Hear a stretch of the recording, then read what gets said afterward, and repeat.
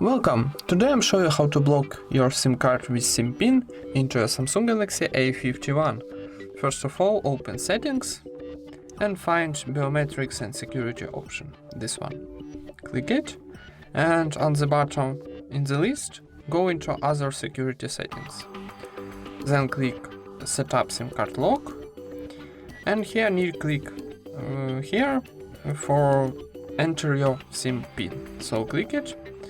Now enter SIM PIN, for example 1, 2, 3, 4, and click OK. And now we blocked our SIM card with SIM PIN. Thank you for watching, leave thumbs ups and subscribe to our channel.